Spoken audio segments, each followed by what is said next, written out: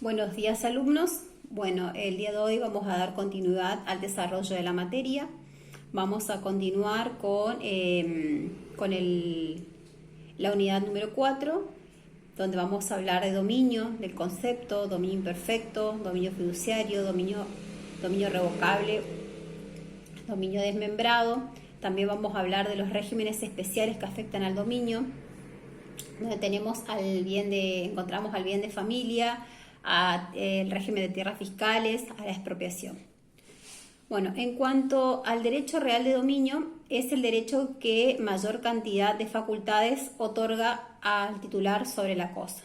Sin embargo, estas facultades pueden encontrarse limitadas, suspendidas o traspasadas a otros titulares de derechos reales.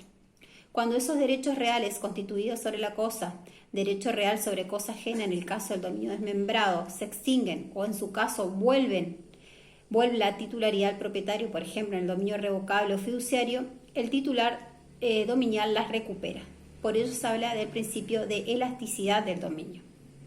Dice el artículo 1941 del Código Civil que el dominio perfecto es el derecho real que otorga todas las facultades de uso, de goce y de disponer material y jurídicamente de una cosa dentro de los límites previstos por la ley, marcando así una presunción iuris tantum en el sentido de que el dominio se presume perfecto hasta que se demuestre lo contrario.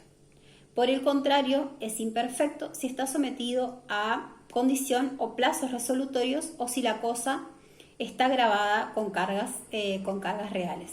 El artículo 1964 del Código Civil establece los supuestos de dominio imperfecto.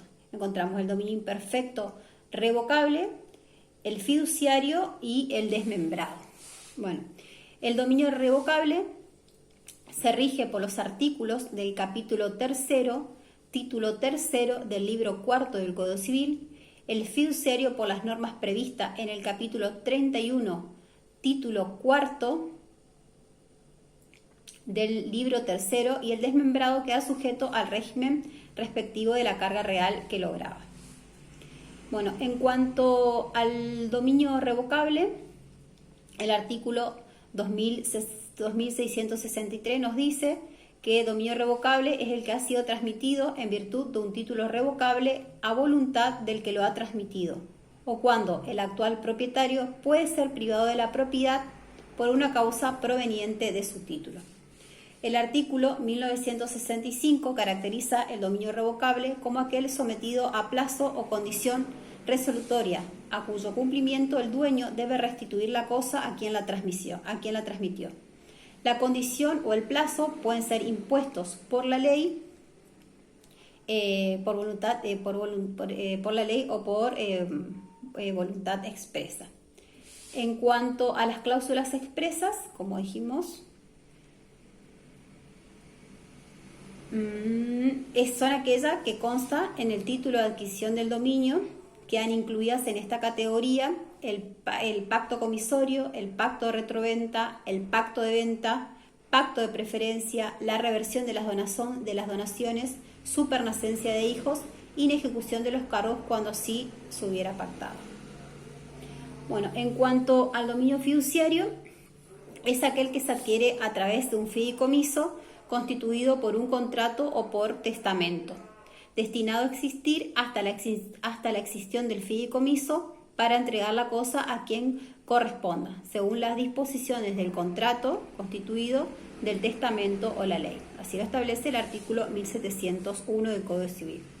El artículo 1666 define el contrato de fideicomiso como aquel en el cual una parte llamada fiduciante transmite o se compromete a transmitir la propiedad de bienes a una persona llamada fiduciario, quien se obliga a ejercerla en ejercicio de otra llamada beneficiario, que se designa en el contrato y a transmitirla al cumplimiento de un plazo o condición al fideicomisario.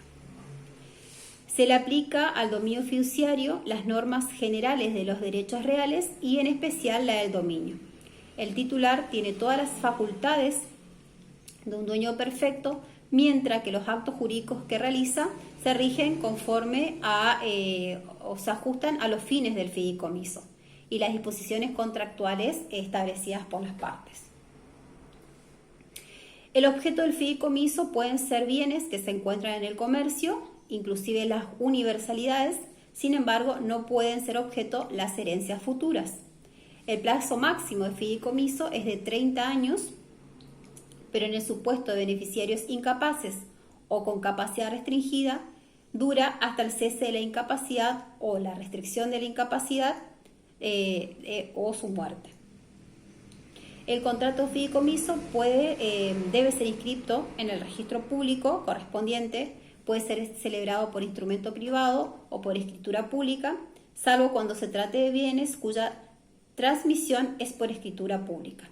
De no cumplirse con esta formalidad, vale como promesa de otorgar.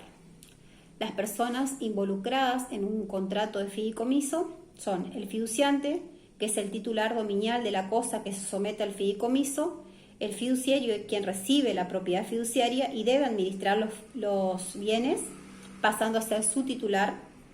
Esta puede ser una persona humana o jurídica y puede terminar siendo beneficiario del fideicomiso.